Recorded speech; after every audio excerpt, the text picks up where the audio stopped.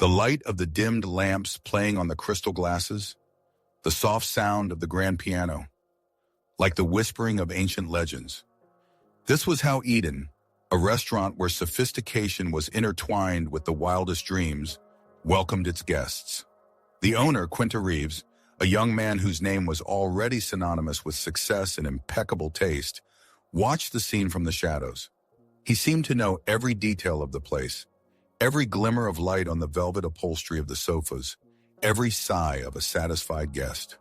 There was a world of possibilities behind him, but there was still a place in his heart that wasn't filled with anything but a quiet longing for something more. Quinta wasn't just running Eden, he was putting his soul into it, hoping that it was here, amidst the luxury and sophistication, that he could meet the one whose presence would give his world new meaning. The evening was just beginning, and something elusive was already in the air, a sense of imminent change like a breeze before a storm. In the depths of his eyes, usually hidden behind a mask of restraint, one could see the glimmer of a romantic soul yearning for tenderness and sincere connection. He, like many, dreamed of the one person with whom to share not only success, but also the most intimate experiences. And perhaps this very evening would be the starting point for a story that had only just begun to be written. But for now, he just watched, immersed in his thoughts, unaware that soon his world would change forever. The evening at Eden was gaining momentum, and amidst the usual hustle and bustle, a new starlet, Lillian, appeared. She had just stepped onto the stage full of fine food and elegant diners, and her eyes burned with excitement and anticipation. Delicate, with a slight blush on her cheeks in a dreamy look, Lillian seemed like a fragile flower, but underneath she hid a strong inner core, ready to show itself at any moment. She was more than just a waitress. She had a special magic that could transform even the most ordinary evening. At that very moment, as Lillian tried to stop the trembling in her hands as she carried the tray of glasses, her gaze happened to cross Quinta's. He was sitting at a table by the window, in the shade, and his eyes, full of a mysterious calmness, seemed to penetrate her very soul. A kind of electric tension ran between them like a spark, barely perceptible, but so palpable. Quinta, usually reserved and somewhat aloof, was mesmerized by her natural beauty and innocent charm. In turn, Lillian felt an inexplicable attraction to this mysterious man, whom of course she mistook for one of the visitors. The bustle of the evening, the clinking of glasses, the muffled voices, all this prevented them from really getting to know each other, from exchanging even a few words. Their gazes met a few more times by chance, but each time they had to avert their eyes, as if embarrassed by this sudden feeling. It seemed that fate itself was weaving the threads of their meeting, but so far they only felt its light, teasing touch. Meanwhile, in another corner of the restaurant, a very different story was brewing, ready to turn everything upside down. The evening at the Eden was picking up, and in that bustle, amidst the flickering lights and muffled conversations, another story was unfolding, one that had not been planned at all. Quinta, who usually watched his brainchild from backstage, decided to become an invisible guest. He took an inconspicuous table, as if trying to blend in with the atmosphere, and ordered the simplest dish from the menu, wanting to experience the restaurant through the eyes of an ordinary visitor. It was then that Mark, a young waiter whose self-confidence clearly outweighed his professionalism, burst into the scene. With every move he made, every word he said, Quinta became more and more convinced that not everything at his Eden was as spotless as he would have liked. Mark, unaware of who was in front of him, allowed himself to make snarky comments, judging Quinta by his appearance and order. His arrogance, his dismissive remarks, sounded like dissonance in this harmonious symphony of Eden. And at that very moment, like a guardian angel, Lillian appeared on the stage. She happened to witness this humiliating scene, and her heart clenched with pain and shame for her colleague. She, more than anyone else, felt how unfair it was to treat her guest in such a way, and her own world seemed to freeze for a moment, waiting for the inevitable storm. Her eyes read not only compassion, but also some inner struggle, as if she herself were responsible for Mark's rudeness. The tension in the air was thickening, foreshadowing something that could change not only the course of the evening, but also the fates of those who found themselves at the epicenter. And as everyone froze in anticipation, It seemed that some invisible connection was emerging between the two stories, Quinta's story and Lillian's. A connection that would probably go beyond the scope of this particular evening. At this moment, when the tension seemed to have reached its peak, Quinta, like a rock, remained unperturbed. He didn't raise his voice, he didn't get angry, he didn't demand Mark's immediate dismissal. Instead, with a dignity that would have made even a proud mountain beau, he pulled a business card from the inside pocket of his jacket.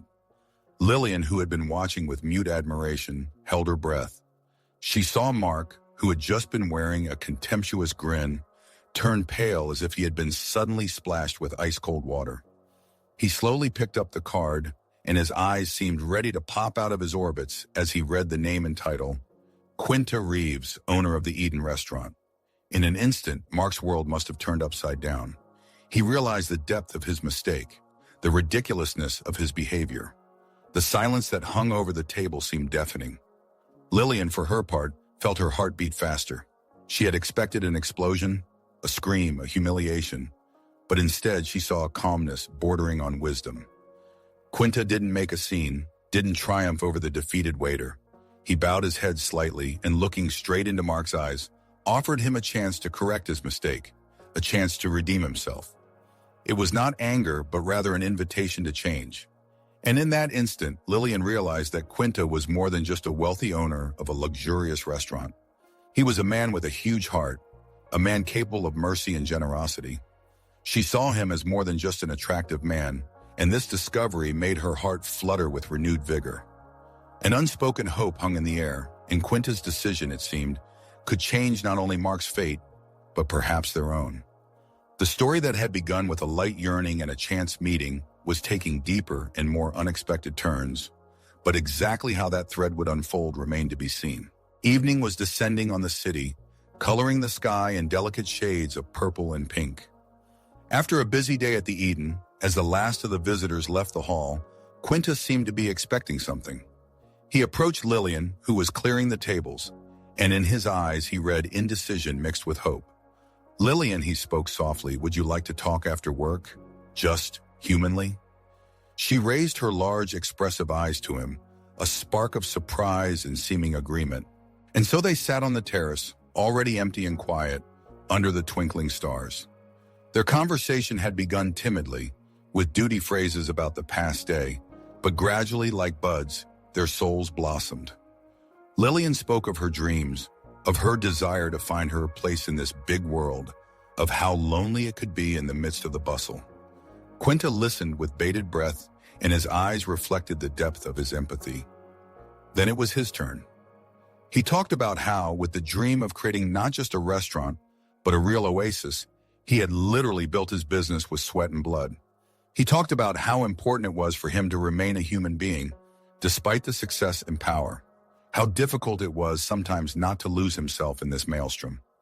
He opened up to her, showing his vulnerability, and Lillian felt her heart respond to his sincerity. She couldn't help but think back to the incident with Mark. "You know, Quinta," she said, "I was struck by your reaction to the waiter's rudeness. You could have fired him, but you gave him a chance. That speaks volumes." There was sadness and understanding in his smile. He admitted that he sees potential in every person, that he believes in the possibility of correction. He told how he himself had once been wronged and how important it was to carry kindness and forgiveness within him. At that moment, both Quinta and Lillian realized that there was more than just mutual affection between them. It was the attraction of two kindred souls who had met by chance in the whirlpool of life. And in this quiet conversation, they found in each other what they had been looking for so long. One can only guess what the future would hold for them, but one thing was certain: their meeting was not accidental, but rather destined. Night enveloped the city like velvet as Quinta and Lillian left Eden. The lanterns, scattering amber light, drew fanciful patterns on the sidewalk, and the silence, so thick and enveloping, seemed to whisper its secrets to them. They walked leisurely, their footsteps beating a rhythmic beat on the stones wet with evening dew. The whole awkward incident with Mark seemed to be far behind them, like a bad dream that had receded before dawn. Now they were surrounded only by the warm feeling that grew between them, like a shy flower reaching for the sun. Quinta, usually reserved, seemed a different man now. There was a light in his eyes that reflected the light of the city lights and perhaps something else that belonged only to Lillian. He listened to her with genuine interest, catching her every word, every gesture. She talked about her dreams, about wanting to open her own little coffee shop, where every customer would feel at home. Quinta, in turn, shared with her his thoughts about how important it was to create not just a business, but a place where people could find inspiration and warmth. There was no falseness in their conversation, only sincerity and openness. They found common points of contact, as if they were two halves of one whole, who met by chance in this huge and sometimes so lonely world. Time flew by imperceptibly, and the first signs of dawn began to appear on the horizon. But they were in no hurry to say goodbye, as if an invisible thread held them close. Their chance meeting, which began with a misunderstanding and rudeness, led them to something special, something that would probably change their lives forever. They realized that fate sometimes throws us the most unexpected surprises, and that sometimes to find your happiness, you just need to trust it and allow yourself to open up to new things. The kindness, understanding, and courage with which Quinta approached the situation proved that even from the most awkward moments, something beautiful can be extracted. Their story seemed to be just beginning, with many new chapters ahead of them, full of hope, love, and unexpected twists and turns. All that was left was to trust the current and see where this incredible encounter would take.